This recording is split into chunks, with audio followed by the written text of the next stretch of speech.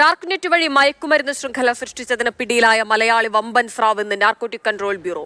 ഇംഗ്ലണ്ടിലെ ഏറ്റവും വലിയ ലഹരി മാഫിയയിൽ നിന്നാണ് മൂവാറ്റുപുഴ സ്വദേശി എഡിസൺ ലഹരി വാങ്ങിയിരുന്നതെന്ന് NCB പറയുന്നു. LSD സ്റ്റാമ്പ് ഉൾപ്പെടെ 1 കോടി രൂപയിലധികം മൂല്യം വരുന്ന വസ്തുക്കളാണ് ഇയാളുടെ വീട്ടിൽ നിന്ന് കണ്ടെടുത്തത്.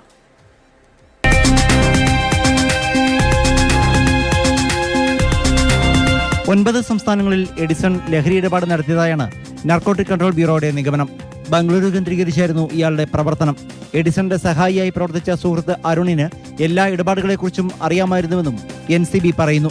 കൊറിയർ സംബന്ധിയായ കാര്യങ്ങൾക്കായാണ് എഡിസൺ ബാബു അരുണിനെ ഉപയോഗിച്ചിരുന്നതെന്നാണ് കരുതുന്നത്. IT ജീവനക്കാരനാണ് എഡിസൺ എന്ന് മാത്രമാണ് നാട്ടുകാർക്ക് ഇയാളെക്കുറിച്ച് അറിയാവുന്നത്. മറ്റുള്ളവരിൽ നിന്ന് പൊതുവിൽ അകന്നു നിൽക്കുന്ന സ്വഭാവക്കാരനാണ് ഇയാൾ. ഇയാളുടെ നിയമവിരുദ്ധ ഇടപാടുകളെപ്പറ്റി അടുത്ത ബന്ധുക്കൾക്ക് പോലും സൂചനയൊന്നും ഉണ്ടായിരുന്നില്ലെന്ന് കരുതുന്നു. ഇയാളുടെ സുഹൃത്തായ അരുണിനും ലഹരി ഇടപാടിൽ നിർണായക പങ്കുണ്ടെന്ന് NCB പറയുന്നു. അരുണിനെയും കോടതി റിമാൻഡ് ചെയ്തിരിക്കുകയാണ്. എഡിസണിൽ നിന്ന് ലഹരി വാങ്ങിയവരെ ഉൾപ്പെടെ കണ്ടെത്താനാണ് NCBയുടെ ശ്രമം. അതിനിടെയാണ് ഇടുക്കി ജില്ലയിലെ റിസോർട്ട് ഉടമയായ ഡിയോൾ, ഇയാളുടെ ഭാര്യ മഞ്ജു എന്നിവരെ NCB പിടികൂടിയത്. ഇവരിൽ ഡിയോളിനെതിരെ 3 വർഷം മുൻപ് കേറ്റമീൻ ലഹരി കടത്താൻ ശ്രമിച്ചുവെന്ന കേസുണ്ടായിരുന്നു.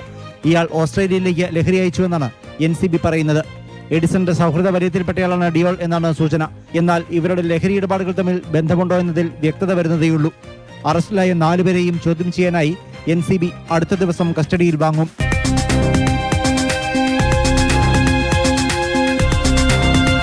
മാതൃഭൂമി ന്യൂസ്, കൊച്ചി.